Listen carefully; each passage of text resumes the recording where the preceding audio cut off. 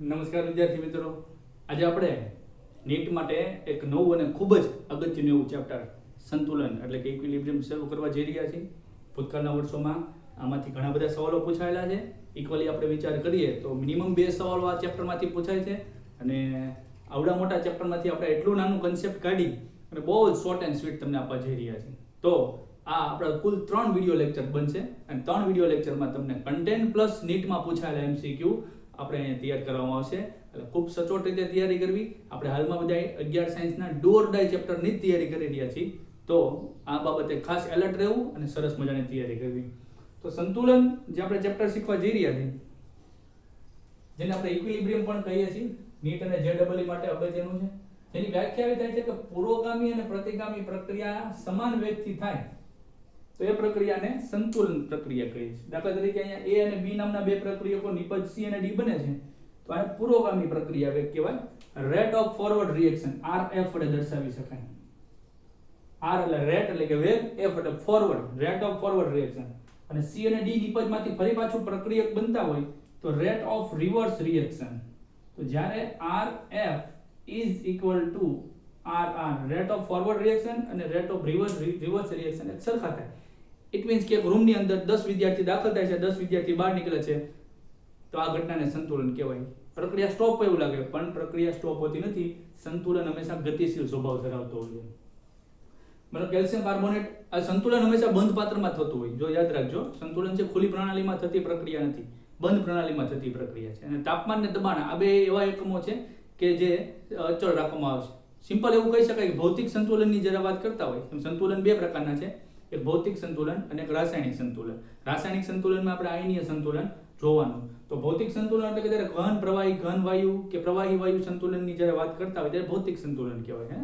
અને સંતુલનમાં રહેલા જો ઘટકોના ભૌતિક ગુણધર્મ સરખા હોય તો એને સમાંગ સંતુલન કહીએ છીએ. માનો કે પ્રવાહી પ્રવાહી જ હોય, પ્રવાહી વાયુ વાયુ જ હોય. અને જ્યારે સંતુલનમાં રહેલા ઘટકોના ભૌતિક ગુણધર્મો જુદા જુદા હોય તો એને આપણે વિષમાંગ સંતુલન કહેશું. એટલે કે ઘન હોય, પ્રવાહી હોય, આ પ્રકારના ઘટકો હાજર હોય તો એને વિષમાંગ સંતુલન કહેવાય. તો અહીંયા આપણે બંધ પાત્રની જ વાત કરશું. એટલે બધી બંધ પ્રણાલીમાં વાત છે. કેલ્શિયમ કાર્બોનેટ, ચૂના અને પથ્થર ઘન પદાર્થ છે, ગરમ કરવામાં આવે, કેલ્શિયમ ઓક્સાઇડ, કળી ચૂનો ઘન પદાર્થ અને CO2 વાયુ ઉત્પન્ન થાય. તો આ બંને વેગ જ્યારે સરખા થાય ત્યારે શું થતું હોય કે કેલ્શિયમ કાર્બોનેટમાંથી કાર્બન ડાયોક્સાઇડ છૂટો પડતો હોય, વાતાવરણમાં તો જવાનું નથી, ફરી પાછો એ કેલ્શિયમ ઓક્સાઇડ ઉપર આપાત થાય, ફરી પાછો કેલ્શિયમ કાર્બોનેટ બની જાય. એટલે આ બંને વેગ સરખા થાય એનો અર્થ એમ કે ગતિશીલ સ્વભાવ ધરાવે. સંતુલન સ્ટોપ નથી. તમે ખાંડને પાણીમાં ઓગળવાનું ચાલુ કરો, એક સમય ખાંડ ઓગળતી બંધ થઈ જાય. જોનારને એમ લાગે ખાંડ ઓગળતી નથી, પણ ખાંડ ઓગળવાનું ચાલુ થાય. જેટલી ઓગળી રહી છે એટલી જ ખાંડ છે એ પાછી ઓગળેલી ખાંડ પાછી ખાંડમાં રૂપાંતર થઈ રહી છે. એટલે બંને પ્રક્રિયા સળંગ ચાલુ છે. જેમાં ભૌતિક સંતુલનમાં ઘન વાયુ સંતુલનના ઘણા એક્ઝામ્પલ છે, ખાલી આપણે અહીંયા રિવાઇઝ કરવાનું છે. તો આયોડિન ઘન એક બંધ પાત્રમાં ગરમ કરવામાં આવે તો આયોડિન વાયુમાં રૂપાંતર થાય, જાંબલી રંગનો વાયુ, પણ ઉડી જશે નહીં, બંધ પાત્ર છે, ફરી પાછું એ વેગ સરખા થઈ જાય ત્યારે આપણે એને સંતુલન કહીશું, ઘન વાયુ સંતુલન. અને આપણે ઉધ્વપાતન પણ કહીએ છીએ, ઘનમાંથી સીધું વાયુ બનવાની ઘટના. બરોબર. બીજું એક એક્ઝામ્પલ અહીંયા આપ્યું છે કપૂર અને કપૂર ગેસનું, કે ભાઈ કપૂર છે એને ગરમ કરો એટલે સીધું એ વાયુમાં રૂપાંતર થાય, સોડામાં આપે. સરસ. પછી પાણીનું ઉદાહરણ છે કે બરફ છે અને તમે પાત્રમાં રાખો તો અહીંયા બંધ પાત્રની જરૂર નથી, રકેબીમાં રાખો તો ચાલે, કેમ કે કોઈ વાયુ સ્વરૂપ છે નહીં. તો ઘનનું પ્રવાહીમાં રૂપાંતર થાય. અને ફરી પાછું જો બંધ પાત્ર હોય, તાપમાન ફિક્સ હોય, દબાણ ફિક્સ હોય તો પ્રવાહીનું પાછું બરફમાં રૂપાંતર થતું હોય, બંને વેગ સરખા થઈ જાય તો એને ઘન પ્રવાહી સંતુલન કહેશું. ખાંડને ખાંડના દ્રાવણ બનાવ, ખાંડને પાણીમાં નાખી ખાંડનું દ્રાવણ બનાવી અને એક સમય ખાંડ ઓગળતી બંધ થઈ જાય તેને સેચ્યુરેશન એટલે કે સંતૃપ્ત અવસ્થા કહીએ છીએ. ત્યાં સંતુલન છે એ ઘનનું દ્રાવણમાં વિલયન છે. હવે ખાંડ ઓગળતી નથી, એનો અર્થ એમાંથી પ્રક્રિયા સ્ટોપ થઈ ગઈ, પ્રક્રિયા ચાલુ છે, બંને વેગ સરખા છે. કાર્બન ડાયોક્સાઇડ અને કાર્બન ડાયોક્સાઇડનું દ્રાવણ એટલે કે સાદી સોડાની બોટલ લે, ઉપર તમે બોટલને બહાર ઢાંકણું મારેલું હોય તો ઉપર એટલી જગ્યા ખાલી હોય, બોટલની ખબર હોય, ત્યાં કાર્બન ડાયોક્સાઇડ વાયુ હોય. જેવી બોટલ ખોલો એટલે અવાજ આવે, એટલે શેનો અવાજ આવે છે? કાર્બન ડાયોક્સાઇડ વાયુ નીકળે છે. તે સપાટી અને નીચેના દ્રાવણ વચ્ચે સંતુલન હોય, જેને આપણે કહીશું વાયુનું દ્રાવણમાં વિલયન. તો આ બધી વસ્તુ જે ભૌતિક સંતુલન સાથે સંકળાયેલી છે, આ બધી વસ્તુ બહુ સિમ્પલ ટોપિકમાં જોવાની છે, જેની બહુ સવાલોમાં હજી જરૂર નહીં પડે પણ સમજની જરૂર પડશે. ટૂંકમાં ઘણી બધી વાત આપણે મેં તમને કહી દીધી. ત્યારબાદ સંતુલન અચળાંક K. કોઈ પ્રક્રિયા જ્યારે સંતુલનમાં રહેલી હોય, દાખલા તરીકે આ પ્રક્રિયાને જો A + B give us C + D, તો A અને B પ્રક્રિયકો, C અને D નિપજો છે. માનો કે A અને B પ્રક્રિયકોના મોલ સંખ્યા થાય છે સ્મોલ a અને સ્મોલ b, સ્મોલ c અને સ્મોલ d. તો આ સંતુલનમાં રહેલી પ્રક્રિયા માટે સંતુલન અચળાંક કે કઈ રીતે શોધી શકાય? તો કે જો પ્રક્રિયા સંતુલનમાં હોય તો જ નિપજોની સાંદ્રતા છેદમાં પ્રક્રિયકોની સાંદ્રતા માથે n છે એની મોલ સંખ્યા છે. તો આની માટે સંતુલન અચળાંકનું સૂત્ર આવું લખી શકાય k બરાબર નિપજની સાંદ્રતા c અને d ની સાંદ્રતાનો ગુણાકાર, c ના મોલ સ્મોલ c, d ના મોલ સ્મોલ d, a ના મોલ સ્મોલ a, b ના મોલ સ્મોલ b અને a અને b પ્રક્રિયકોની સાંદ્રતાનો ગુણાકાર. તો આવું સૂત્ર થાય. જો આ સૂત્ર તારવેલું છે, બરોબર. ત્યારબાદ એક પ્રક્રિયા લીધી છે હેબર વિધિ. હેબર વિધિની રિવર્સ પ્રક્રિયા છે, તો એમોનિયાનું વિઘટનની પ્રક્રિયા છે. તો સમીકરણ બેલેન્સ છે કે સંતુલન અચળાંક k કઈ રીતે લખી શકાય? તો કે k બરાબર નિપજની સાંદ્રતા 1 મોલ છે એટલે માથે 1 ઘાત, H2 ના 3 મોલ છે એટલે માથે 3 ઘાત, છેદમાં NH3 ની સાંદ્રતા 2 મોલ છે. અને જો આ પ્રક્રિયાની હેબર વિધિ આપણે લખીએ, હેબર વિધિ એટલે N2 H2 give us 3H2 give us 2NH3. તો આની માટે આપણે જો k કહેતા હોય તો C for concentration, તો આની માટે આપણે ડેશ લગાડશું Kc ડેશ. તો એ સૂત્ર થાય NH3 નિપજની સાંદ્રતા એના મોલ સંખ્યા સ્ક્વેર છેદમાં N2 અને H2 ની સાંદ્રતાની ઘન. તો Kc અને Kc ડેશ વચ્ચેનો સંબંધ જો આ જે છે એનાથી એક્ઝેક્ટ ઉલટું છે તો આપણે આવો સંબંધ કહી શકાય Kc અને Kc ડેશ બેમાં વ્યસ્ત ચલનનો સંબંધ. કેમ કે આ જે અંશમાં છે એ છેદમાં છે અને આ છેદમાં છે અંશમાં. તો Kc અને Kc ડેશ વચ્ચે આ પ્રકારનો સંબંધ છે. અહીંયા એક સક્રિય જથ્થાનો નિયમ લખ્યો છે. બહુ ડીપમાં ન જાય, સમજીએ. સક્રિય જથ્થાનો નિયમ શું? તો કે રેટ ઓફ રિવર્સ રિએક્શન છેદમાં રેટ ઓફ ફોરવર્ડ રિએક્શન. આનો જે ગુણોત્તર છે એને સક્રિય જથ્થાનો નિયમ કહે છે, જેને આપણે હાલમાં મોલ સંખ્યા કહીએ છીએ, જેને સક્રિય જથ્થો કહેવામાં આવતો. હવે કેટલાક ઇમ્પોર્ટન્ટ સૂત્રો મેં બોર્ડ માથે લખ્યા છે, યાદ રાખવા જરૂરી છે. શોર્ટકટ કી થી પણ મેં તમને યાદ રાખવાનો પ્રયત્ન કર્યો છે. કેટલા સૂત્રો છે? 3 સૂત્રો છે. તો કે જ્યારે પ્રક્રિયકો વાયુરૂપ સ્વરૂપમાં હોય ત્યારે સંતુલન અચળાંકને Kp, P ફોર પ્રેશર, જ્યારે પ્રક્રિયકો અને નિપજો પ્રવાહી હોય ત્યારે એની સાંદ્રતા માપવાની હોય તો એને Kc વડે દર્શાવવામાં આવશે. કે છે અહીંયા આ જો વાયુરૂપ છે તેને મોટા ભાગે Kp વડે દર્શાવતા હોય. સાંદ્રતા વડે દર્શાવી શકાય પણ મોટા ભાગે Kp. જ્યારે પ્રક્રિયકો નિપજો ત્યારે મોલ અંશમાં ગણવામાં આવે, એની સંખ્યા મોલ અંશમાં જ્યારે x, ત્યારે એને Kx કહેવામાં આવે. તો Kp, Kc અને Kx વચ્ચેના સંબંધો કયા પ્રકારના? તારવણીમાં નહીં જવાનું, સૂત્ર, કેમ કે ખાલી સૂત્ર 4 માર્કમાં પૂછેલું છે ભૂતકાળમાં. તો સૂત્ર શું થાય કે Kp બરાબર Kc RT raise to delta Ng. આવો એક સવાલ નીટમાં પૂછાયેલો હતો. સવાલો સોલ્વ કરશો તો ખ્યાલ આવશે. તો ઘણા વિદ્યાર્થી Kc બરાબર Kp RT raise to delta Ng કરી નાખતા હોય છે. જ્યાં ડેલ્ટા Ng શું છે? ડેલ્ટા એટલે તફાવત, n એટલે મોલ, g એટલે વાયુરૂપ. તો ડેલ્ટા Ng બરાબર Np - Nr. આ જ નિયમ છે ને, મેં અંતિમ માઈનસ પ્રારંભિક, નિપજ માઈનસ પ્રક્રિયક. આ જ નિયમ છે, અંતિમ માઈનસ પ્રારંભિક, નિપજ માઈનસ પ્રક્રિયક. P for product, R for reactant. તો પ્રોડક્ટના મોલ માઈનસ પ્રક્રિયકના મોલ. ક્યારે? કે જ્યારે પ્રક્રિયકો વાયુરૂપ સ્વરૂપમાં હોય ત્યારે. જ્યારે ઘન અને પ્રવાહી હોય તો એના મોલ નહીં ગણવાના, વાયુના જ મોલ ગણવાના. નિપજમાં માનો કે એક મોલ ઘન છે અને 2 મોલ પ્રવાહી છે અને 3 મોલ વાયુ છે, તો ટોટલ નહીં મારવાનો, 3 મોલ વાયુને જ ગણવાના. એવી રીતે જ ગણતરી કરવાની. તો એ મોલ સંખ્યાની બાદબાકી એટલે delta n, G for gas, બરોબર. તો આનું સૂત્ર છે, શોર્ટકટ કી શું છે? કાલે PC પર રાત્રે નાગ બેઠો. વાર્તા કે રાતે PC પર્સનલ કોમ્પ્યુટર પર જે હોય તે માથે નાગ બેઠો. આપણે જતા હતા રાતે નાગ જોઈ ગયા તો એ ઉપરથી વિચાર આવ્યો, કાલે PC પર રાત્રે નાગ બેઠો. કાલે એટલે કે PC, P અને C, પહેલા P અને પછી C આવે. CP નથી કીધું, બરોબર. રાતે એટલે RT, માથે બેઠો એટલે ઘાતમાં, નાગ એટલે NG. થઈ ગયું ને? કાલે PC પર Kp બરાબર Kc, રાતે RT, માથે નાગ બેઠો NG. થઈ ગયું સૂત્ર. બીજું સૂત્ર થાય છે Kp અને Kx વચ્ચેનું સૂત્ર. Kp બરાબર Kx P raise to delta Ng. તો આનું શોર્ટકટ શું થાય છે? કાલે પક્ષી પી ગયો ના. હવે તો બહુ વ્યવસ્થિત લાગતું નથી પણ કી છે ને એ તો એવી જ હોય. પક્ષી નાગને પી ગયો એટલે ગળી ગયો એમ. કાલે પક્ષી પી ગયો નાગ. તો કાલેનો કે આ બે પક્ષી px WhatsApp ની ભાષા, સોશિયલ મીડિયા પક્ષી px, પી ગયો એટલે કે પી, નાગ એટલે માથે ઘાત. કાલે પક્ષી પી ગયો નાગ. કે p બરાબર kx p raise to delta Ng, બરોબર. ત્યારબાદ Kc અને Kx વચ્ચેનું સૂત્ર. તો Kc બરાબર Kx v raise to minus delta Ng. એટલે માઈનસ એટલે છેદમાં હતું. Kc બરાબર Kx છેદમાં v raise to delta ng. તો એની શોર્ટકટ કેવી થાય છે કે હવે જ્યારે એક નાગ પીસી ઉપર બેઠો હતો ને ત્યારે બીજો નાગ નીચે પીસી ટેબલ ઉપર હોય, નીચે એક નાગ બેઠો હતો, એ નાગ ક્રિકેટ રમતો હતો, CX એટલે 6 મારે નીચે વાળો નાગ, એટલે નીચે જે નાગ બેઠો છે ઉપરવાળા નાગને 6 મારે છે, ઉપરવાળો નાગ બોલિંગ કરતો હોય છે, જે કઈ હોય 6 મારે નીચે એટલે છેદમાં વાળો એટલે v નાગ એટલે 6, બરોબર. કાલની વાત હતી એટલે કે નીચે એટલે છેદમાં વાળો એટલે v માથે કાટ નાગ, 6 મારે છેદમાં નીચે વાળો એટલે v નાગ, નીચે વાળો નાગ, v raise to delta ng. આ સૂત્ર શોર્ટકટ કી ની મદદથી હંમેશા આજીવન યાદ રહી જાય, એ પ્રકારની આપણી શોર્ટકટ કી બનાવેલી છે. અને ડેલ્ટા ng બરાબર મેં તમને વાત કરી દીધી છે વાયુ રૂપ જ, ખાસ યાદ રાખો પ્રવાહી અને ઘનના મોલ ગણવાના નહીં.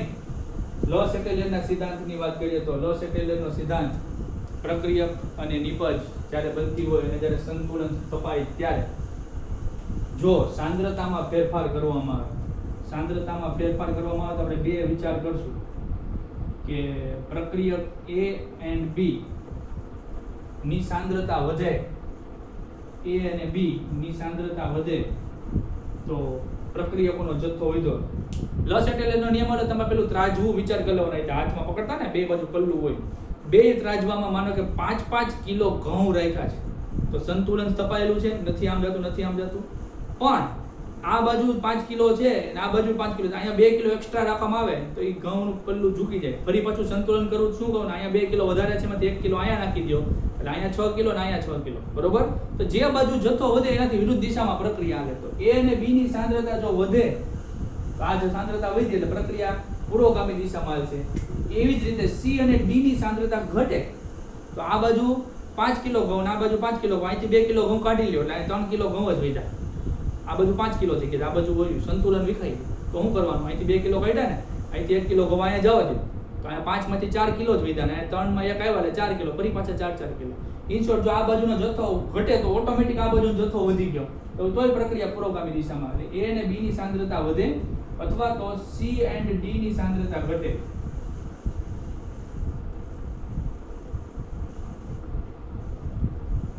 બંને કેસમાં, બંને અવસ્થામાં પ્રક્રિયા પુરોગામી દિશામાં હાલવાની છે. જોજો ભાઈ, ખાસ સમજણ ધ્યાન રાખજો, બંને કેસમાં પ્રક્રિયા પુરોગામી દિશામાં હાલવાની. બીજી વાત કરીએ, C અને D ની સાંદ્રતા વધે, C અને D નો નિપજનો જથ્થો વધારવામાં આવે અથવા તો A અને B પ્રક્રિયકનો જથ્થો ઘટાડવામાં આવે, તો પ્રક્રિયકનો જથ્થો ઘટાડવામાં આવે તો ઓટોમેટિક નિપજનો જથ્થો વધી ગયો. સંતુલન સ્થપાયા પછીની વાત છે મિત્રો, સંતુલન પહેલાની હો, જોજો. સંતુલન સ્થપાઈ ગયા પછી એ પ્રક્રિયકનો જથ્થો ઘટાડી દેવામાં આવે તો નિપજનો જથ્થો વધી ગયો, પ્રક્રિયા પ્રતિગામી અથવા તો A and B ઘટે. તો બંને કેસમાં પ્રક્રિયા ઊંધી પ્રતિગામી.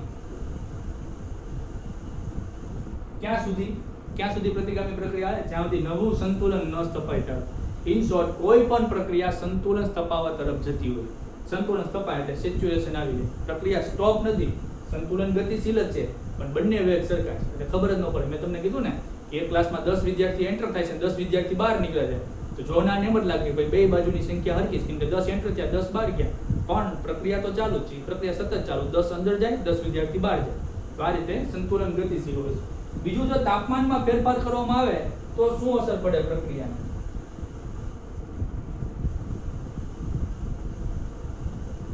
તાપમાનમાં ફેરફાર, હવે તાપમાનમાં હવે પ્રક્રિયા મૂળમાં ઉષ્મા શોષક પ્રક્રિયા હોય, માનો કે એટલે કે પ્રક્રિયા દરમિયાન ઉષ્માનું શોષણ થતું. આપણે મોટા ભાગની પ્રક્રિયા જે જોઈ છે ઉષ્મા શોષક છે. ચા બનાવો છો તો શું છે, તમે ચા, ખાંડ, ભૂકી, પાણી બધું ભેગું કરો, મસાલો ચા નામ મૂકી રાખો તો હું ચા બની જાય, ન બને, ગરમી આપવી પડે, જેવી ગરમી આપો એટલે પ્રક્રિયા નિપજ બને. એ પ્રક્રિયા ઉષ્મા શોષક છે. કોઈ દિવસ ચૂનાને ફોડ્યો છે, ચૂનાને ફોડશો પેલા દિવાલને ઘોળવા માટે, દિવાલમાં રંગકામ કરવા માટે ચૂનો વાપરતો, અને પડેલો ચૂનો તો તૈયાર હવે મળે છે એટલે માટલામાં ચૂનો નાખીને પાણી નાખતા એટલે સીધું અંદર આ પ્રક્રિયા થાય, કળી ચૂનો અને કાર્બન ડાયોક્સાઇડ, ત્યાં તો પાણી હોય એટલે કેલ્શિયમ હાઇડ્રોક્સાઇડ બને, CaOH2, કાર્બન ડાયોક્સાઇડ ને પ્રચંડ ઉષ્મા ઉત્પન્ન થાય.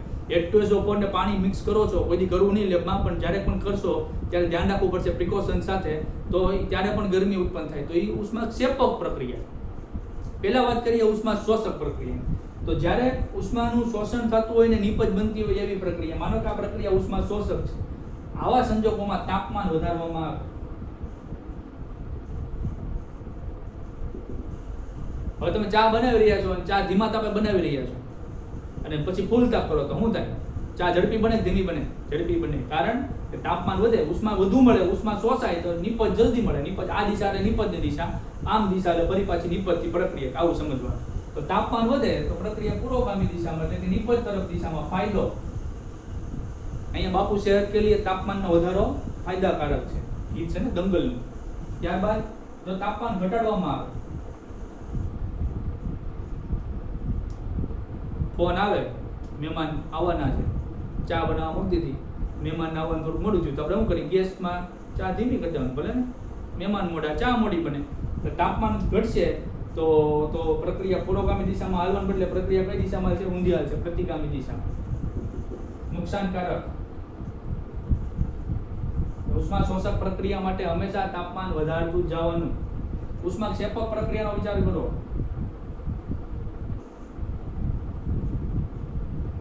જે પ્રક્રિયામાં ગરમી ઉત્પન્ન થાય તો અહીંયા પ્રક્રિયક જોડાય, નિપજ બને, પ્લસ ગરમી ઉત્પન્ન થાય. અહીંયા પ્લસ લખી નાખું ઉષ્મા. તો અહીંયા ઉષ્મા છે એ નિપજ તરીકે કામ કરે છે. તો ઉષ્મા નિપજ તરીકે કામ કરે અને અહીંયા તમે તાપમાનનો વધારો કરો તો લો સેટલેરના નિયમ મુજબ પ્રક્રિયા સંતુલનમાં છે, ગરમી ઉત્પન્ન થઈ રહી છે, નિપજની સાથે ગરમી ઉત્પન્ન થઈ રહી છે, અને એમાં તમે બંધ પાત્રમાં તાપમાન વધારો તો નિપજ છે, ગરમી છે, ઉષ્મા છે નિપજ તરફ છે, અને ગરમી વધારો તો ઉષ્માનો જથ્થો વધ્યો, ઇન શોર્ટ નિપજનો જથ્થો વધ્યો, એટલે પ્રક્રિયા પ્રતિગામી દિશામાં. ઉષ્મા ક્ષેપક પ્રક્રિયા માટે તાપમાનનો વધારો પ્રક્રિયાને પ્રતિગામી દિશામાં લઈ જાય. પ્રતિગામી દિશા એટલે નિપજ બની ગયા છે, એમાંથી પાછા પ્રક્રિયક બને, નુકસાનનો ધંધો છે. ઉષ્મા ક્ષેપક માટે તાપમાનમાં ઘટાડો કરવામાં આવે, એટલે કે પ્રક્રિયામાં કુલન્ટ ગોઠવવામાં આવે અથવા મિશ્રણની આજુબાજુ બરફ ગોઠવવામાં આવે તો પ્રક્રિયકો જોડાણે નિપજ બની, ઉષ્મા ઉત્પન્ન થઈ. જેવી ઉષ્મા ઉત્પન્ન થઈ એટલે પછી તાપમાન ઘટાડી નાખવામાં આવે તો ઉષ્માનો જથ્થો ઘટ્યો, એટલે કે સંતુલન સ્થપાઈ ગયા બાદ નિપજ તરીકે ઉષ્મા કાર્ય કરે છે, અને ઉષ્માનો જથ્થો ઘટે તો નિપજનો જથ્થો ઘટ્યો, નિપજનો જથ્થો ઘટ્યો, પ્રક્રિયકનો વધ્યો, એટલે પ્રક્રિયા પુરોગામી દિશામાં હાલે. તો જો આ બધા કન્સેપ્ટના ઉપયોગ કરીને જવાબ આપવાના થાય એટલે તાપમાનનો આ ફેરફાર આ રીતે જવાબ આપે, આ રીતે અસર કરતો હોય. હવે જ્યારે પ્રક્રિયકોને વાયુઓ દબાણ વાયુ અવસ્થામાં હોય, પ્રક્રિયકોને નિપજો બધા, અથવા તો કોઈ એકાદો પ્રક્રિયક એકાદી નિપજ પ્રવાહી કે ઘન હોય તો ચાલે, પણ બંને બાજુ વાયુ હોવા જરૂરી છે. ફોર એક્ઝામ્પલ આપણે હેબર વિદ્યુત આ વાયુ છે, નાઇટ્રોજન વાયુ, હાઇડ્રોજન વાયુ, એમોનિયા વાયુ. આવી પરિસ્થિતિની વાત કરીએ, જો અહીંયા કેલ્શિયમ કાર્બોનેટ ઘન છે, આ ઘન છે, અને આ ખાલી કાર્બન ડાયોક્સાઇડ જ વાયુ છે. આવી પરિસ્થિતિની વાત નહીં કરવાની. પ્રક્રિયકને નિપજ બંનેમાં ક્યાંક વાયુ હોવા જોઈએ તો દબાણની અસર થાય. કેમ કે તમે જાણો છો ઘન ને પ્રવાહીને કઈ દબાણની અસર થતી નથી. જો આ દબાયું કઈ અસર ન થાય, ચોખ્ખી વાત. તો દબાણ જ્યારે વાયુ અવસ્થામાં જ હોય પ્રક્રિયકો, તો આવી કન્ડિશનમાં તો આ વિચાર કરજો, જો દબાણ વધે, પ્રેશર વધે, તો ડિપેન્ડ કે મોલ કેટલા છે. તો અહીં વાયુના મોલ 3 ને 4 મોલ છે, અને અહીંયા વાયુના મોલ 2 છે. તો નિપજના મોલ 2 છે, પ્રક્રિયકના મોલ 4 છે. હવે દબાણ વધારો તો 4 મોલ વધુ દબાય કે 2 મોલ વધુ દબાય? 4 મોલ વાયુ વધુ દબાય, એટલે પ્રક્રિયા પુરોગામી દિશામાં વધે.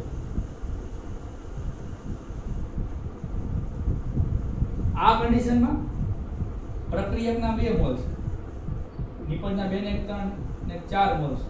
તો આવા કન્ડિશનમાં નિપજ વધુ દબાય તો પ્રક્રિયા પાછી પ્રતિગામી વધે. એટલે જોવું પડશે આપણે ને, ખાલી કેમ ન કહી શકે ડિપેન્ડ છે ભાઈ કઈ પ્રક્રિયા છે. પ્રેશર વધે તોની વાત છે, એટલે આપણે અત્યારે એક્ઝામ્પલ આ માટે જોઈ લઈએ છીએ, બરોબર. જો દબાણ ઘટે, તો દબાણ ઘટાડવામાં આવે 4 મોલ, 2 મોલ, 4 મોલ છે વધુ દબાણ અનુભવતા હતા એટલે પુરોગામી હાલતા હતા. દબાણ જો ઘટે તો નિપજથી પ્રક્રિયા તરફ ઊંધી પ્રક્રિયા હાલે. ઇન શોર્ટ પ્રક્રિયા પ્રતિગામી દિશામાં ચાલે. આપણે આ એક્ઝામ્પલ માટે વાત કરીશું. આમાં પાછું દબાણ બાબતે તમારે જોવું પડશે કે ભાઈ કોના મોલ વધારે છે. જો પ્રક્રિયકના મોલ વધારે હોય અને દબાણ વધારવામાં આવે તો પ્રક્રિયક વધુ દબાય, નિપજ બને. જો નિપજના મોલ વધારે હોય, વાયુરૂપ નિપજો, તો દબાણ વધારવામાં આવે તો નિપજ વધુ દબાય તો પ્રક્રિયા પ્રતિગામી આવે.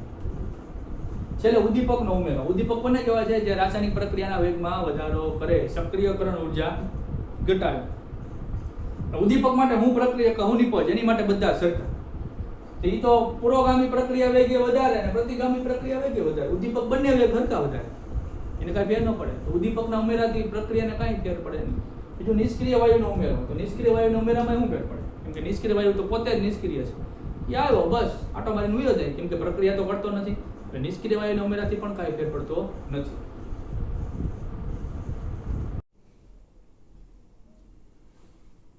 વિદ્યાર્થી મિત્રો, હવે આપણે સંતુલનમાં સમાંગ સંતુલન આધારિત જે કેટલાક એક્ઝામ્પલ એમસીક્યુમાં પૂછાતા હોય છે એને રિલેટેડ કેટલાક એક્ઝામ્પલ જોઈએ અને આ એક્ઝામ્પલનો ઉપયોગ કરીને તમારે આની જેવા અનેક એક્ઝામ્પલ આપ્યા હોય તેમ છતાં પણ તમે સોલ્વ કરી શકો એવી પ્રેક્ટિસ તમારે કરવાની છે. એવો અહીંયા પ્રયત્ન કર્યો છે. સમાંગ સંતુલન કોને કીધું? કે જ્યારે પ્રક્રિયકો અને નિપજો બધા સમાંગ કલા એટલે કે ભૌતિક અવસ્થા સરખી હોય, કે પ્રક્રિયકો નિપજો બધા કાં તો વાયુ અવસ્થામાં જ હોય કાં તો પ્રવાહી અવસ્થામાં જ હોય, એને સમાંગ સંતુલન કહેવામાં આવ્યું છે. અને આપણે સૂત્ર વાત કરી છે કેપી અને કેસી વચ્ચેના સંબંધની. તો તમે જાણો છો કેપી અને કેસી વચ્ચેનો સંબંધ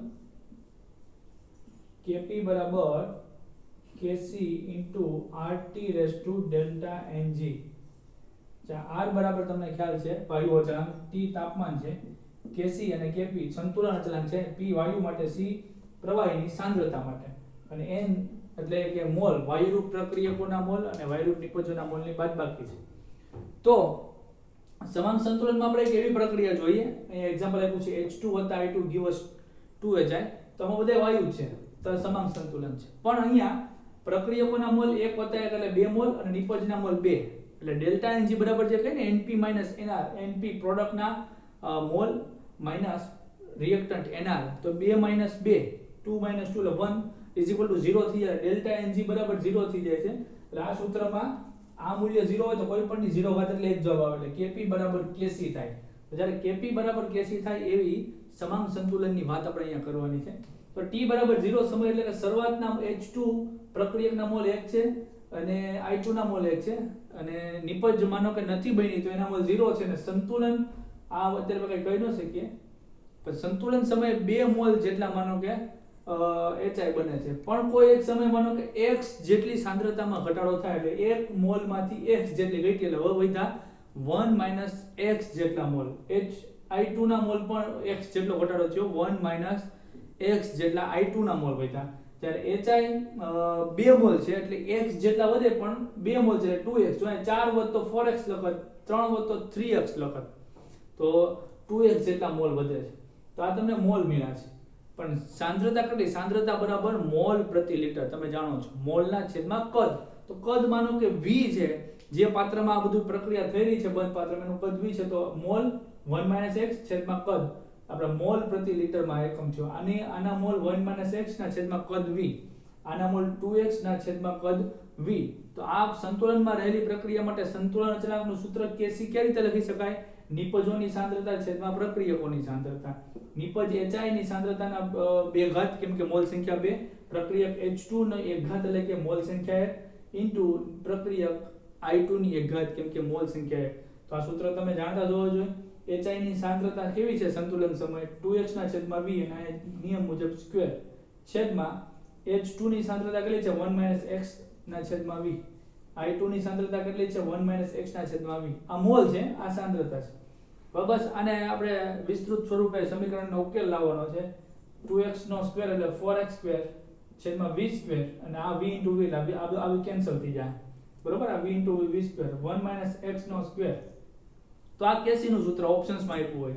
કેપી નું સૂત્ર કેવું થાય? તો એ વાયુ માટે છે તો પ્રેશરને લેવામાં આવે. તો પ્રેશર ઓફ HI નો સ્ક્વેર છેદમાં pressure of H2 into pressure of I2. તો જ્યારે સાંદ્રતાની વાત આવે ત્યારે ચોરસ બોક્સ લખીએ છીએ, પણ જ્યારે વાયુની વાત આવતી ત્યારે દબાણ આપે પ્રેશર લખવાનું હોય.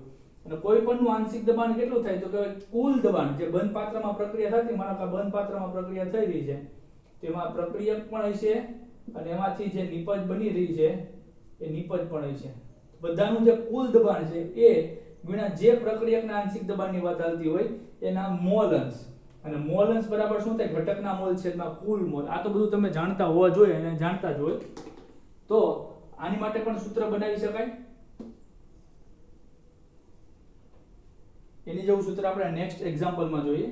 હવે આપણે જે એક્ઝામ્પલ જોઈ રહ્યા છીએ કે ભાઈ ઘણીવાર એક અમુક પ્રક્રિયા એવી હોય કે જ્યારે ડેલ્ટા એનજી નું મૂલ્ય 0 કરતા ઓછું, જો અહીંયા હેબર વિધિ, તો ડેલ્ટા એનજી બરાબર આપણે જે સૂત્ર લખી છે નિપજના મોલ માઈનસ પ્રક્રિયકના મોલ, તો નિપજના મોલ છે 2 2 માઈનસ પ્રક્રિયકના મોલ 3 ને 1 4, કેમ કે વાયુના જો પણ પ્રવાહી કે ઘનના નહીં લેવાના, તો 3 ને 1 4 મોલ છે, એટલે 4 - 2 -2.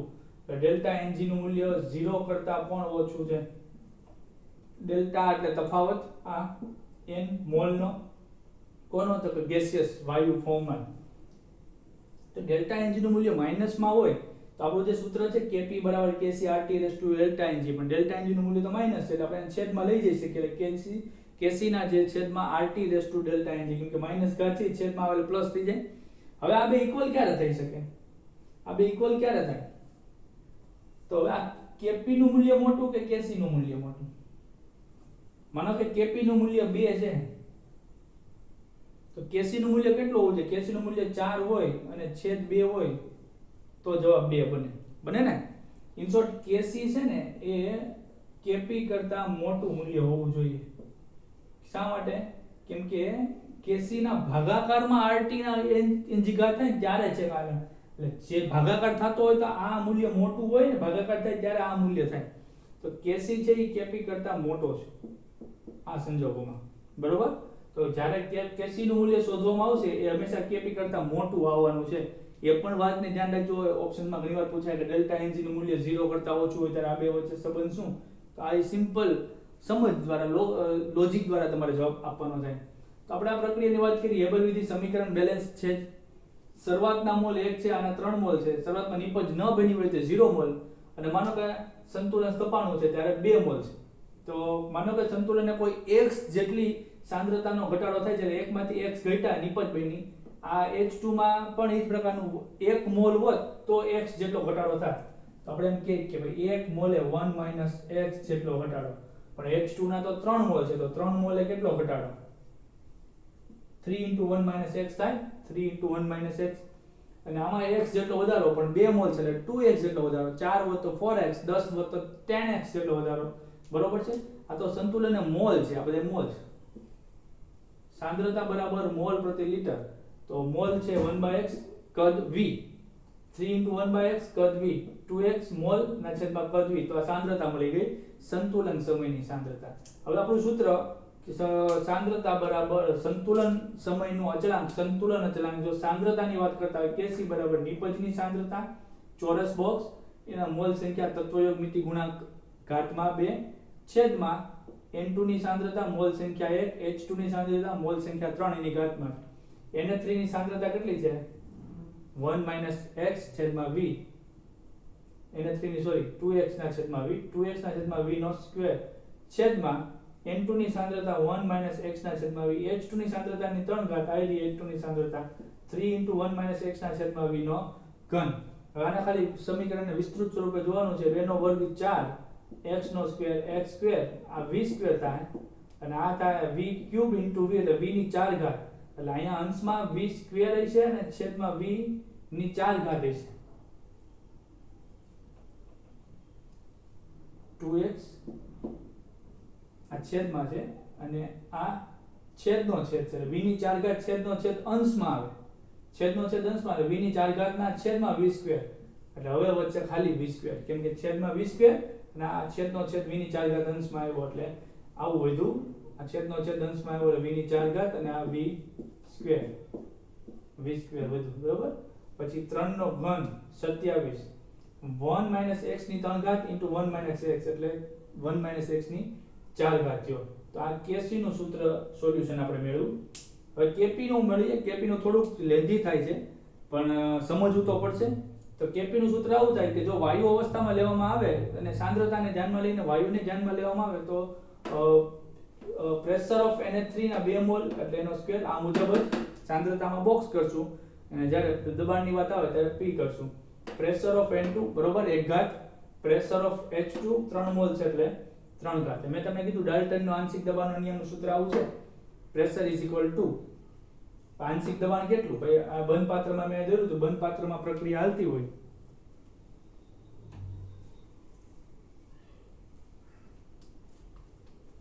તો બંધ પાત્ર હાલે ગોળાની અંદર પ્રક્રિયા હાલે છે તો આમાં N2 વાયુ પણ છે, H2 વાયુ પણ છે અને એમાંથી સંતુલન સમયે NH3 વાયુ પણ છે. ગોળાની અંદર તો બધાયનું દબાણ છે, એમાં N2 એકલાનું દબાણ કેટલું? તો એ થાય ને કે આપણે એક રૂમમાં હોય તો આપણા રૂમની અંદર આપણે 100 વ્યક્તિ હોય તો આપણે 100 વ્યક્તિ દ્વારા રૂમની સપાટી પર લાગતું દબાણ કેટલું? તો કુલ દબાણ તો ગણી શકાય, પણ મારું એકલા દ્વારા લાગતું દબાણ કેટલું? એટલે કે મારું આંશિક દબાણ કેટલું?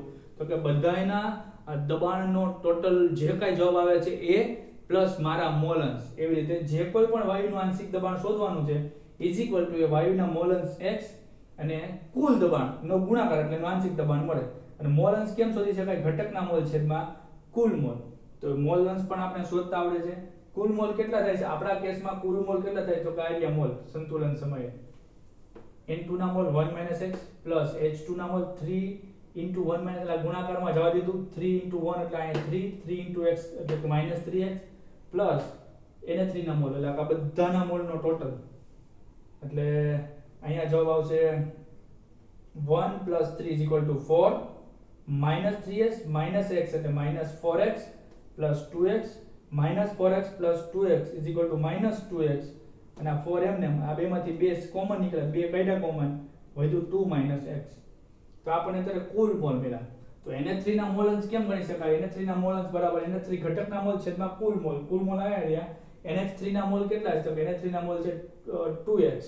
તો 2x ના છેદમાં કુલ મોલ. કુલ મોલ આવ્યા 2 * 2 - x બબે કેન્સલ એટલે NH3 ના મોલ વધ્યા x ના છેદમાં 2x. ફરીવાર કહું છું NH3 માં મોલ અંશ કેટલા? તો કે NH3 ના મોલ આવ્યા 2x આ સાંદ્રતા છે આ મોલ છેદમાં કુલ મોલ. કુલ મોલ આવ્યા અને બે કેન્સલ x ના છેદમાં 2x. તો એ પ્રમાણે આપણે Kp ના સૂત્રમાં NH3 નું આંશિક દબાણ લખીએ. બરોબર? Pressure of NH3. તો પ્રેશર ઓફ NH3 એટલે આ સૂત્ર મુજબ P ટોટલ P કુલ ગુણ્યા NH3 ના મોલ અંશ. NH3 ના મોલ અંશ આવ્યા x ના છેદમાં 2x અને એનો આખો સ્ક્વેર છેદમાં હવે કોનો વારો આવ્યો? સૂત્ર મુજબ pressure of N2. Pressure of N2 મુજબ પ્રેશર ઓફ N2 આ સૂત્રમાં તો P કુલ બરાબર ઇન્ટુ N2 ના મોલ અંશ. તો N2 ના મોલ અંશ બરાબર N2 ઘટકના મોલ. N2 ઘટકના મોલ કેટલા છે? 1 - x ના છેદમાં કુલ મોલ. કુલ મોલ છે 2 * 2 - x. સૂત્રમાં Kp ના સૂત્રમાં પ્રેશર ઓફ H2 ની વાત આવે. પ્રેશર ઓફ H2 નું આંશિક દબાણ કેટલું? તો કે P કુલ ગુણ્યા H2 ના મોલ અંશ. H2 ના મોલ અંશ બરાબર સૂત્ર બરાબર ઘટકના મોલ. તો એના મોલ કેટલા છે? H2 ના 3 * 1 - x બરોબર છેદમાં કુલ મોલ. કુલ મોલ આવ્યા અને આ આખાનો ઘન. તો આ સૂત્ર અહીં લાગુ પાડેલું છે અને એ સૂત્રમાં આ સૂત્ર પણ લાગુ પડી જાય છે અને આ સૂત્ર પણ x પણ લાગુ પડી જાય છે. બહુ ડિટેલમાં લાંબુ ન જાય, ટૂંકમાં બતાવ્યું છે. હવે આનું વિસ્તરણ કરવાનું છે તો આ સ્ક્વેર લાગુ પડે p સ્ક્વેર. હવે કુલ નથી લખતો બરોબર. x નો સ્ક્વેર 2 * આ બધા માટે જાય, આ સ્ક્વેર બધા માટે જાય. આનો પણ સ્ક્વેર થાય, આનો પણ સ્ક્વેર થાય, આનો પણ સ્ક્વેર થાય. બરાબર? હવે આ p આનો ઘન અને આ p એટલે p ની 4 ઘાત. આ 3 નો ઘન 27. આ 2 આ ઘન એની માટે જાય. 2 નો ઘન 2 * 4 = 8 અને આ 2 16. આ ઘન આની માટે જાય. 2 - x નો ઘન * 2 - x એટલે 2 - x ની 4 ઘાત. હવે આ કેન્સલ એટલે વધ્યું p સ્ક્વેર. બરોબર? આ છેદનો છેદ અંશમાં આવ્યો એટલે 16. x સ્ક્વેર નો x સ્ક્વેર. આ 2 - x ની 4 ઘાત છેદનો છેદ અંશમાં આવ્યો. 2 - x ની 4 ઘાત ને અહીંયા છેદમાં પાછો 2 - x નો સ્ક્વેર એટલે ઈ સ્ક્વેર સ્ક્વેર કેન્સલ એટલે સ્ક્વેર વધ્યો અને આ છેદમાં વધ્યો 1 - x ની 4 ઘાત. તો આ સૂત્ર બન્યું Kp નું સૂત્ર બન્યું. અને આ જે કોઈ અઘરો દાખલો પૂછ્યો હોય અને આપણે જવાબ ગણવાનો થાય તો ઓપ્શન્સમાં આ પ્રકારનો જવાબ આપ્યો હોય એ આપણે ગણવાનો થાય. સ્ક્રીનશોટ લઈ લો મિત્રો. આગળ વધીએ. સમાંગ સંતુલનમાં ત્રીજું ઉદાહરણ એવું ઉદાહરણ કે જેમાં ડેલ્ટા એન નું મૂલ્ય 0 કરતા વધારે થાય છે. ફોર એક્ઝામ્પલ અહીં આપ્યું છે PCl5 વાયુ સ્વરૂપે give us PCl3, Cl2 છૂટો પડે છે અને 3 ક્લોરીન વધ્યા. તો નિપજના મોલ કેટલા છે? 2. પ્રક્રિયકના મોલ કેટલા છે? એટલે 2 - 1 એટલે 1. એટલે 0 કરતા વધુ મૂલ્ય થયું. ડેલ્ટા એન બરાબર શું થાય છે? પ્રક્રિયક વાયુરૂપ પ્રક્રિયકના મોલ માઈનસ વાયુરૂપ નિપજના મોલ માઈનસ વાયુરૂપ પ્રક્રિયકના મોલ. એટલે આ 2 મોલ થાય. 1 ની 1 2, એમાંથી 1 બાદ કરીએ, 2 માંથી 1 બાદ કરીએ 1 વધે. ડેલ્ટા એન નું મૂલ્ય 0 કરતા વધારે એક ગમે એટલું હોય તો આ સૂત્ર જે આપણે જોયું Kp બરાબર Kc RT raise to delta N. તો ડેલ્ટા એન નું મૂલ્ય ધન છે. એટલે Kc મોટો થાય, Kp મોટો થાય. માનો કે Kc નો જો મૂલ્ય છે 2 અને RT નો જવાબ આવે છે 2. ડેલ્ટા એન નું મૂલ્ય 1 તો 2 ને 2 4 તો Kp નું મૂલ્ય 4 આવ્યું. તો શું મોટું થાય? Kp મોટો જવાબ આવે કે Kc? સિમ્પલ વસ્તુ છે, Kp મોટો જવાબ આવે. કેમ કે Kc ના ગુણાકારમાં RT થાય ત્યારે Kp નો જવાબ આવે છે. એટલે Kp is a greater than Kc. આ સંજોગોમાં આવા પણ MCQ પૂછાય. માનો કે સમીકરણ આપ્યું છે ને એની માટે તમને Kp નો જવાબ શોધવાનો કીધો છે આ રીતે, તો તમે કેમ ગણશો? અથવા તો Kc નો જવાબ શોધવાનો કીધો છે. તો શરૂઆતના મોલ એક પ્રક્રિયા ન થઈ હોય ત્યારે 0 મોલ, કોઈ t સમયે માનો કે x જેટલા મોલમાં ઘટાડો થાય એટલે PCl3 x મોલ અને Cl2 x મોલ મળ્યા. કારણ કે બેના 1 મોલ છે, આગળ 1 ન લખીએ તો પણ ચાલે. એટલે આમાંથી x જેટલો ઘટાડો 1 - x. તો સાંદ્રતા મોલ પ્રતિ લિટર, આપણી પાસે t સમયના મોલ છે 1 - x મોલ. તો 1 - x મોલ છેદમાં લિટર કદ v આપણે ધારી લીધું કે v કદ છે કોઈ મોલ પ્રતિ લિટર. અહીંયા પણ x મોલ ના છેદમાં v, x/v. તો સાંદ્રતા પરથી Kc સંતુલન અચળાંકનું સૂત્ર કેવું થાય? નિપજની સાંદ્રતા નો ગુણાકાર છેદમાં પ્રક્રિયકની સાંદ્રતા. બરોબર? ચોરસ બોક્સ કરીએ એટલે સાંદ્રતા થાય PCl5 ની સાંદ્રતા થાય x/v, Cl2 ની સાંદ્રતા પણ x/v, PCl5 ની 1 - x/v. આ v કેન્સલ, આ v કેન્સલ, x * x એટલે x સ્ક્વેર, એક v વધ્યો અને 1 - x છેદનો અંશ છેદમાં જ રહે 1 - x. અહીંયા પ્રક્રિયામાં કુલ મોલ કેટલા થાય છે? કુલ મોલ ગણીએ તો આ મોલ ગણો 1 - x plus x plus x. કેમ કે આખી પ્રક્રિયા બંધ પાત્રમાં થતી હોય. સંતુલન છે એ બંધ પાત્રમાં થતી પ્રક્રિયા છે. વાયુ હોય તો ઉડી જાય ને, એટલે બંધ પાત્ર હોવું જરૂરી છે. આ x કેન્સલ એટલે 1 + x. આ કુલ મોલ વધ્યા. કેમ કે Kp ગણવા માટે તમારે મોલ અને મોલ અંશની જરૂર પડવાની છે. તો Kp બરાબર નિપજના mole PCl3, pressure of PCl3, pressure of PCl2 અને પ્રેશર ઓફ PCl5. કારણ કે બધા વાયુ છે એટલે પ્રેશર આપણે ગણતરીમાં લઈ.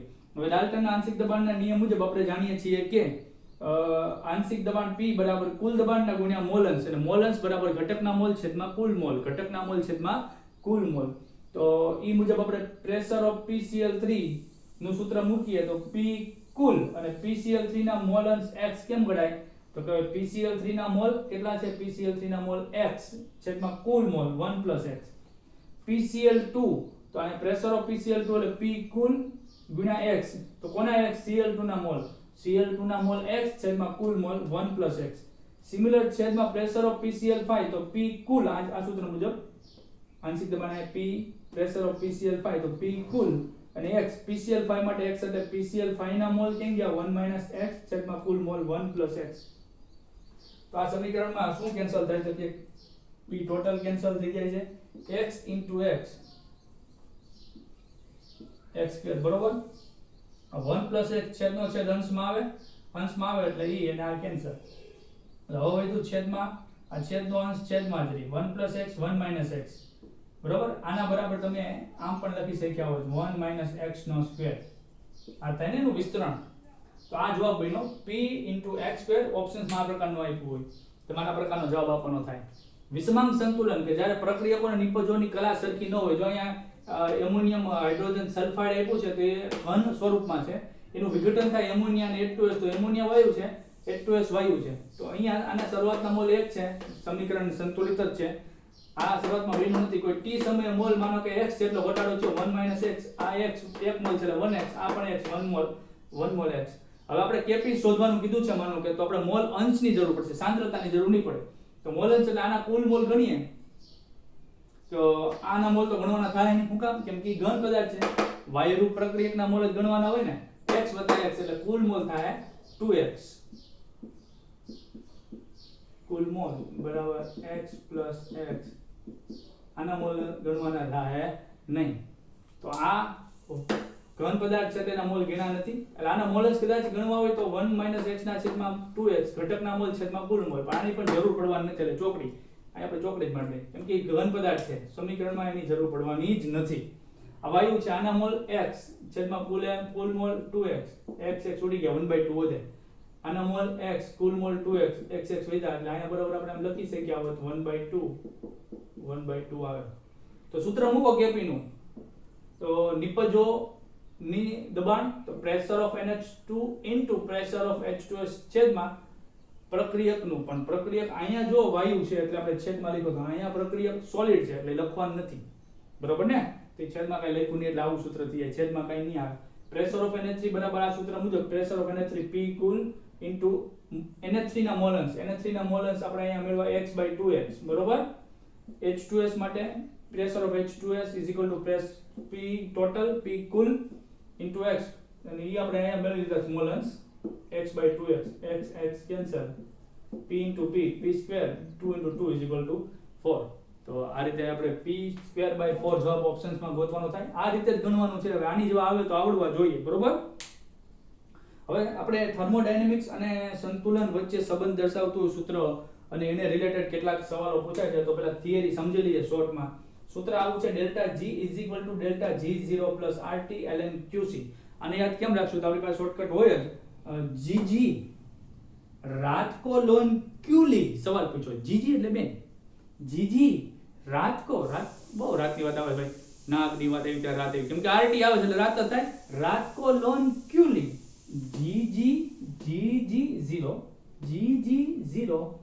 रात को ln એટલે લોન, क्यों ली, GG રાત को लोन क्यों ली. હવે અહીંયા ઇક્વલ આવે છે પેલા G અને G વચ્ચે, અને પછી પ્લસ આવે છે, એ પાછું ધ્યાન રાખવાનું, અહીંયા પ્લસ આ બે વચ્ચે ઇક્વલ, એટલે સ્ટાર્ટિંગમાં GG વચ્ચે ઇક્વલ અને GG0 અને રાતની વચ્ચે પ્લસ, રાત को लोन क्यों ली. તો આ સૂત્ર યાદ રહી જવું જોઈએ. અને હવે સંતુલન સમયે QC અને KC બે ઇક્વલ થઈ ગયા હોય, QC અને KC સંતુલન સ્થપાય એટલે QC પેલા પ્રક્રિયા ભાગફળ કહેવામાં આવે છે. પ્રક્રિયા ભાગફળ એટલે જ્યારે સંતુલન નથી સ્થપાણું, અથવા તો પ્રક્રિયા માનો કે બંને દિશામાં થઈ રહી છે પણ પુરોગામી વેગ વધારે છે અને પ્રતિગામી વેગ ઓછો છે. એક ક્લાસમાં માનો કે શરૂઆતમાં 10 વિદ્યાર્થીઓ જાય છે પણ 6 જ નીકળે છે, તો બંને દિશામાં પ્રક્રિયા તો ચાલે છે પણ પુરોગામી વેગ વધારે છે. અથવા તો ક્લાસની 12 વિદ્યાર્થી નીકળી રહ્યા છે અને અંદર 8 વિદ્યાર્થી જઈ રહ્યા છે, એટલે વેગ બંને બાજુ ચાલુ છે પણ 12 ની બાજુ જઈ રહ્યા વિદ્યાર્થીઓની સંખ્યા છે 1 to 12 અને અંદર તરફ જઈ રહેલા વિદ્યાર્થીઓની સંખ્યા છે 8. બંને વેગ સરખા થઈ જાય, અંદર વિદ્યાર્થી 10 જઈ રહ્યા છે, ક્લાસની બહાર 10 વિદ્યાર્થી નીકળી રહ્યા, તો એ સંતુલન કહેવાય. અને સંતુલન સમયે QC અને KC સરખા જ હોય. સંતુલન સમયે ΔG નું મૂલ્ય પણ 0 હોય. ΔG માઈનસ પણ હોઈ શકે, પ્લસ પણ હોઈ શકે, તો એના આધારે આ ΔG નું મૂલ્ય માનો કે આ ΔG0 ની પ્રમાણિત નહીં, આ ΔG નું મૂલ્ય 0, આના બરાબર KC લખીએ તો આ બરાબર 0, ΔG0 RT ln KC QC ના બદલે લખ્યું છે આપણે. આ બરાબર પ્લસ ની નિશાની છે, બરાબર ની આ સાઈડ આવે છે, ΔG ને કરતા બનાવો, ΔG બરાબર -RT ln KC. આ સૂત્રની પણ જરૂર પડે. ln ને log માં ફેરવવા 2.303 વડે ગુણો તો આ થઈ ગયું -RT 2.303 log KC. આને આમ પણ લખી શક્યા હોય -RT -2.303 RT log KC, બરોબર? આમ પણ લખી શકાય. જો તમે ln KC ને કરતા બનાવો તો અહીંયા બનાવ્યો છે તો -RT અહીંયા છેદમાં આવશે, કેમ કે ગુણાકારમાં છે ને, એટલે ΔG ના છેદમાં RT. હવે જો અહીંયા ln હોય ને તો સામેનો ભાગ છે ને e ની ઘાતમાં જાય, તો અહીંયા KC ને કરતા બનાવો તો સામેનો ભાગ e ની ઘાતમાં, જો અહીંયા log હોય તો સામેનો ભાગ 10 ની ઘાતમાં જાય. બહુ સિમ્પલ વસ્તુ છે. તો ln છે એ ખરેખર આ રીતે છે, KC બરાબર e ની ઘાતમાં -ΔG RT. એના પરથી સ્ટેટિસ્ટિક જેના સવાલો પૂછાતા હોય છે એ સમજવાનું હોય. આ સૂત્ર સાઈડમાં લખી લેવાનું, પછી જવાબ આપવાના. ગોખણપટ્ટી ન કરો તો સારું છે, કેમ કે આવી બધી વસ્તુ આવવાની છે, એટલે ગોખણપટ્ટીથી સોલ્વ નહીં થાય. તો ΔG 0 કરતા ઓછું હોય, ΔG માઈનસ હોય તો એ સારું છે. ΔG નું મૂલ્ય ઋણ એટલે પ્રક્રિયા નિપજ તરફ જાય, પ્રક્રિયા ઝડપી થાય. એની સાબિતી પણ આપું. જો ΔG નો જવાબ માઈનસ, ΔG 0 કરતા ઓછું માઈનસ, તો માઈનસ માઈનસ પ્લસ, તો ઘાત કેવી થઈ ગઈ? ઘાત પ્લસ થઈ ગઈ. ઘાત પ્લસ થઈ ગઈ એટલે k નો જવાબ 1 કરતા મોટો જ આવવાનો છે, અને k નો જવાબ 1 કરતા મોટો એટલે k બરાબર નિપજની સાંદ્રતા છેદમાં પ્રક્રિયકની સાંદ્રતા. કેનો જવાબ 1 કરતા મોટો ક્યારે હોય હું તમને સમજાવવા માંગુ છું કે નિપજની સાંદ્રતા છેદમાં પ્રક્રિયક, માનો કે નિપજની સાંદ્રતા છે 4, પ્રક્રિયકની સાંદ્રતા છે 2, તો જવાબ આવ્યો 2. 0 કરતા મોટો આવ્યો આવે જ ને. તો કેનો જવાબ મોટો આવે નો કે નિપજ વધુ છે પ્રક્રિયક ઓછી છે. અને નિપજ વધુ ક્યારે હોય? જ્યારે પ્રક્રિયા પૂર્વગામી દિશામાં થતી હોય તો જ નિપજ વધુ હોય ને, એટલે કે પ્રક્રિયા પૂર્વગામી દિશામાં છે. અને ડેલ્ટા જી નો જવાબ 0 કરતા ઓછો હોય ત્યારે પ્રક્રિયા પૂર્વગામી થાય. Delta G is equal to more than 0 એટલે કે પ્લસ 1 2 3 4 5. તો ડેલ્ટા જી નો જવાબ ધન છે પણ આગળ સંજ્ઞા તો માઈનસ છે ને, તો અહીંયા ડેલ્ટા જી નો જવાબ ઋણ થઈ ગયો તો માઈનસ માઈનસ પ્લસ થઈ ગયો, એટલે ઘાત પ્લસ થઈ ગઈ હતી. પણ ડેલ્ટા જી નો જવાબ 0 કરતા વધારે, ડેલ્ટા જી પ્લસ છે તો ઘાત માઈનસ જ રહેવાની, ઘાત માઈનસ રહેવાની. તો એનો અર્થ એમ કે આ વસ્તુ લઈ જાય 1 ના છેદમાં, 1 ના છેદમાં જાય એટલે કેનો જવાબ 1 કરતા ઓછો થઈ જાય. બરોબર? કેનો જવાબ 1 કરતા ઓછો ક્યારે થાય? કે માનો કે અંશમાં જવાબ છે, અંશમાં આવે છે 5 અને છેદમાં આવે છે 10, તો 5 * 10 એટલે 0.5, 1 કરતા ઓછું થયું. કેનો જવાબ કદી 0 નો હોય. તો છેદ મોટો છે અને અંશ નાનો, એટલે પ્રક્રિયકની સાંદ્રતા વધુ. પ્રક્રિયકની સાંદ્રતા ક્યારે વધુ હોય? કે પૂર્વગામી પ્રક્રિયા કરતા પ્રતિગામી પ્રક્રિયા વધુ થાય છે. તો આ પ્રતિગામી પ્રક્રિયા થાય છે એનો અર્થ એવો. અને ડેલ્ટા જી બરાબર 0, આ 0 આખું 0 તો e ની 0 ઘાત, e ની 0 ઘાત એટલે k બરાબર 1, k બરાબર 1 એટલે પ્રક્રિયા સંતુલનમાં છે. ગોખણપટ્ટીના અહીં સમજવાનું છે, યાદ રાખજો. સમજણના જ માર્ક્સ છે, ગોખણપટ્ટીના માર્ક્સ નથી. એવી જ રીતે વિદ્યુત રસાયણ અને સંતુલન વચ્ચે સંબંધ દર્શાવતું સમીકરણ આપ્યું છે. નોન સમીકરણની જરૂર પડશે આપણે અહીંયા. બીજો એક સમીકરણ છે ડેલ્ટા જી, આ થયું બરાબર ડેલ્ટા જી બરાબર -RT ln Kc. માઈનસ નામ છે RT ln ને log માં ફેરવું છે, 2.393 વડે ગુણ્યા. આ ખરેખર વિદ્યુત રસાયણ અને સંતુલન વચ્ચેનો સંબંધ નથી, કેમ કે આ થર્મોડાયનેમિક છે, એટલે ખરેખર આમાં આવે. કઈ વાંધો નહીં, ભલે લખ્યું. ડેલ્ટા જી બરાબર -RT ln Kc. આ સમીકરણનો ઉપયોગ કરીને જવાબ ગણવાનો થાય. આ રહ્યું વિદ્યુત રસાયણ અને સંતુલન વચ્ચે નળ સમીકરણ. E સેલ બરાબર E0 cell -RT nf ln Kc. ln ને log માં ફેરવો તો અહીંયા 2.303 વડે તમે ગુણો છો. પરંતુ સંતુલન સમયે આપણે લખ્યું, સંતુલન સમયે QC બરાબર Kc થાય, જેનો કોઈ સવાલ નથી. પણ સંતુલન સમયે E સેલ બરાબર 0 થાય છે.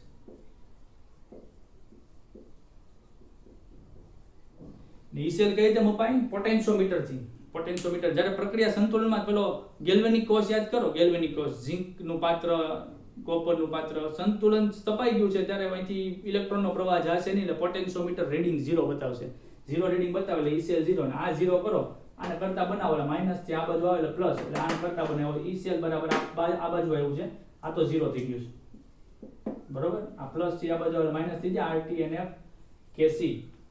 તો આ વિદ્યુત રસાયણ અને સંતુલન વચ્ચે સંબંધ દર્શાવતું સૂત્ર છે. Kc અને Qc ના મૂલ્યના આધારે પણ પ્રક્રિયા પુરોગામી કે પ્રતિગામી થશે એ ખબર પડશે. મેઈન Kc છે, આવું યાદ રાખજો. Qc મેઈન નથી. પ્રક્રિયા ભાગફળની મુખ્ય વાત સંતુલન તરફ છે.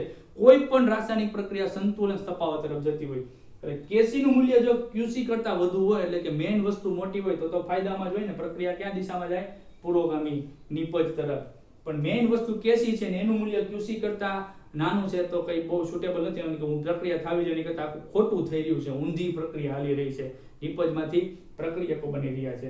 અને Kc બરાબર Qc થાય, રદ કરવાના, કા રેડી સંતુલન. ઓકે, એટલી વસ્તુ યાદ રાખો.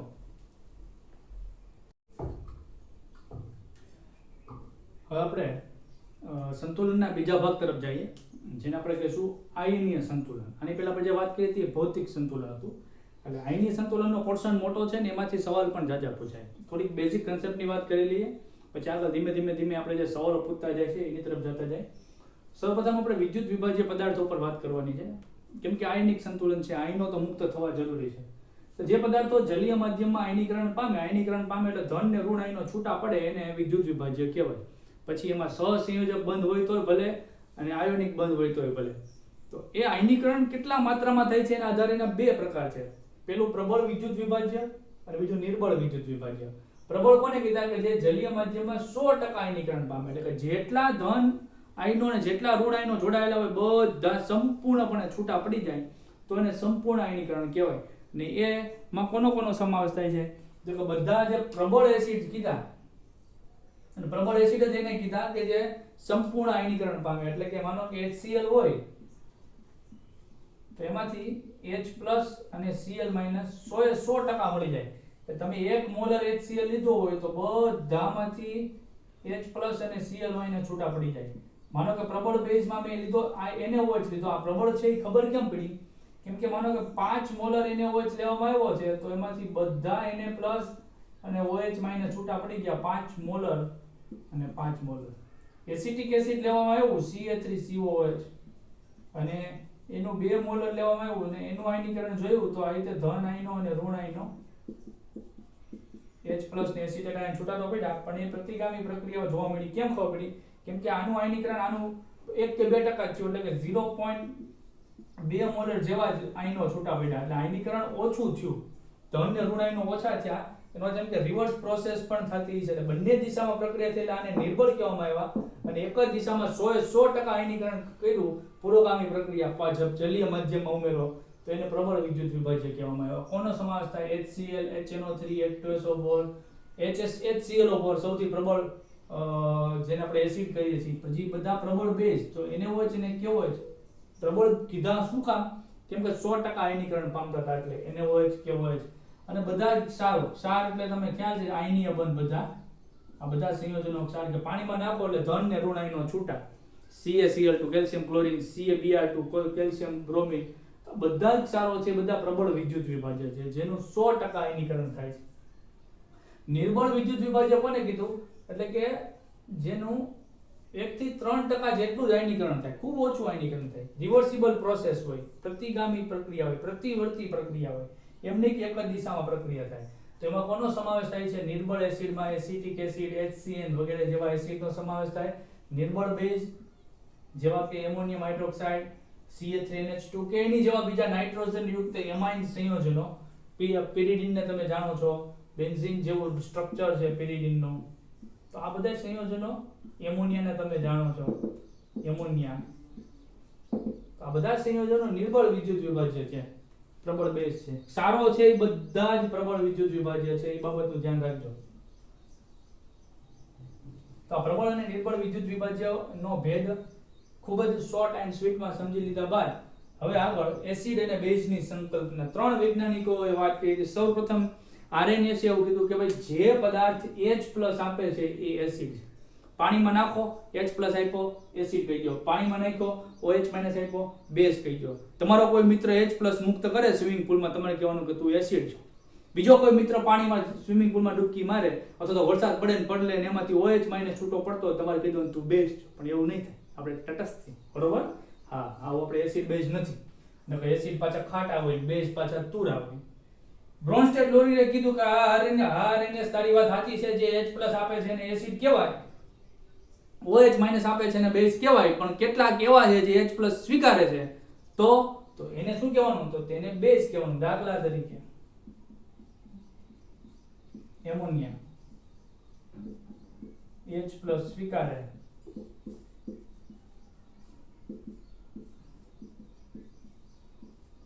એટલે એને બેઝ કીધું. તો આને બ્રોન્સ્ટેડ અને લોરી પ્રમાણે બેઝ કીધો. પણ બીજા કેટલાક એવા સંયોજનો છે કે જે H+ આપતાય નથી, OH- આપતાય નથી, H+ સ્વીકારતાય નથી, તેમ છતાં એસિડ ને બેઝ છે. લુઈસે કીધું આર્હેનિયસ અને બ્રોન્સ્ટેડ લોરીને કે મિત્રો આ AlCl3 છે એ એસિડ છે સ્વભાવે. તો બ્રોન્સ્ટેડ અને લોરી અથવા તો આરએનએસ એનો જવાબ ન આપી શક્યા. શા માટે? કારણ કે AlCl3 માનો કે બીજો કોઈ Cl- આવે છે તો એની પાસેથી ઇલેક્ટ્રોન યુગ્મ સ્વીકારે છે અને આવું સંકીર્ણ બનાવે છે AlCl4-1. તો જે ઇલેક્ટ્રોન યુગ્મ સ્વીકાર કરે છે ને એને એસિડ કીધા લુઈસ, જે ઇલેક્ટ્રોન યુગ્મ દાન કરે છે એને લુઈસે બેઝ કીધા. અને એની માટે આપણે શોર્ટકટ કી વિકસાવી લીધેલી છે Sv2. Sv એસિડ કે જે ઇલેક્ટ્રોન સ્વીકારે, બેઝ કે જે ઇલેક્ટ્રોન દાન કરે. જો અહીંયા એમોનિયા એ જ કર્યું છે, આ એમોનિયાએ ઇલેક્ટ્રોન યુગ્મનું દાન કર્યું છે. H+ સ્વીકાર્યો એ તો વાત સાચી છે, પણ H+ કઈ રીતે સ્વીકાર્યો? ઇલેક્ટ્રોન યુગ્મ દાન કર્યું છે એટલે ઈ બેઝ છે. AlCl3 ક્લોરીન પાસેથી ઇલેક્ટ્રોન યુગ્મ સ્વીકાર્યા એટલે ઈ એસિડ છે. એટલે જે લિગેન્ડ છે ને, જેને આપણે સંકીર્ણ સંયોજનોમાં કહીએ છીએ લિગેન્ડ, કે જે ઇલેક્ટ્રોન યુગ્મ દાતા હોય, ઇલેક્ટ્રોન યુગ્મનું દાન કરે અને સવર્ગ સહસંયોજક બંધ બનાવે, તો લિગેન્ડ બધા સ્વભાવે બેઝ છે. સંકીર્ણ સંયોજન ચેપ્ટરમાં જેટલા લિગેન્ડ શીખાય બધા જ સ્વભાવે બેઝ, કેમ કે ઇલેક્ટ્રોન યુગ્મ દાન કરે, બેદા બેઝિક દાન કરે. અને જે ધાતુ છે, બધી ધાતુ કે ધાતુ આયન, ઇલેક્ટ્રોન યુગ્મ સ્વીકારે છે લિગેન્ડ પાસેથી, એટલે ઇલેક્ટ્રોન યુગ્મ સ્વીકારે તો ધાતુ બધી જ એસિડ છે. અને વધુ લુઈસ એસિડ બેઝ જોવા માટે તમારે 11 થી ટેક્સ્ટ બુક ખોલીને અભ્યાસ જાતે કરી લેવાનો, આપણે કન્સેપ્ટ સમજવાનો છે, એટલે વધુ અભ્યાસ તમારે કરી લેવાનો. ત્યારબાદ pH માપકરણ, તો સર્વે બધા જાણે જ છે મિત્રો. pH માપકરણ 0 થી જેની શરૂઆત થાય અને 14 જે અટકે,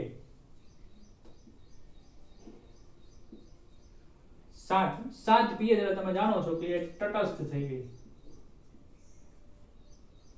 pH નું મૂલ્ય 7 કરતા ઓછું, pH is a less than 7 એટલે કે એસિડ. જેમ જેમ જેમ 0 ની નજીક આવતી જાય ને એમ એસિડિકતા વધતી જાય. 0 pH એટલે સૌથી વધુ pH છે, યાદ રાખજો. અને pH is a more than 7 એટલે કે બેઝ. જેમ જેમ જેમ 14 ની નજીક જતી જાય pH, એમ એની બેઝિકતા વધતી જાય. 14 pH એટલે બહુ બેઝિક છે. એ રીતે આપણે pOH માપકરણનો વિચાર કરીએ ને, pOH માપકરણ, તો pOH માટે એવું છે કે pOH નું મૂલ્ય જ્યારે 7 કરતા ઓછું હોય ને ત્યારે બેઝિક થઈ ગયું, અને pOH નું મૂલ્ય 7 કરતા આમ વધી જાય ત્યારે એસિડિક થઈ ગયું. ઊંધું થાય ને, કેમ કે આપણે pOH ની વાત કરીએ છીએ. તો આ વસ્તુ જાણો છો 8મા 9મા ધોરણથી, બરોબર. સૂત્ર છે pH નું, કોને આપ્યું હતું? સોરેનસન આપ્યું હતું. pH બરાબર -log H+, pH બરાબર -log H+, H+ ની બદલે તમે H3O+ પણ લઈ શકો, -log H3O+ ને. સોરેનસન બાદ આપણું શોર્ટકટ સૂત્ર આવું છે કે તમે કોઈ પણ પદાર્થની સાંદ્રતા જાણવા માંગતા હોય, તમને pH આપવામાં આવી હોય તો H3O+ ની સાંદ્રતા બરાબર 10 - pH ઘાત. આના પરથી જાણી શકો. માનો કે તમને 0 pH આપી છે તો એમાં એસિડ ની સાંદ્રતા કેટલી હશે? 0 pH, તો H+ ની સાંદ્રતા આ સૂત્ર પરથી 10 - pH, 10 - 0, 10 ની 0 ઘાત એટલે 1. જો તમને pH 2 આપી છે તો H+ ની સાંદ્રતા બરાબર 10 - 2 બરાબર 0.01 મોલર. એટલે જ્યારે પૂર્ણાંક pH આપી હોય ત્યારે તમે કોઈ પણ એસિડ કે એની સાંદ્રતા ઈઝીલી શોધી શકો. એ રીતે pOH નું સૂત્ર કેવું થાય? આની કોપી મારજો. pOH બરાબર પોટેન્શિયલ, પાવર, ક્ષમતા, pOH ઓફ બરાબર -log OH-. pH અને pOH નો સરવાળો હંમેશા કેટલો થાય? 14 થાય. pH અને pOH નો સરવાળો કેટલો થાય? 14. એટલે pH 7, pOH 7, 14. માનો કે તમને pOH નું મૂલ્ય આપ્યું છે 9, તો pH કેટલી થાય?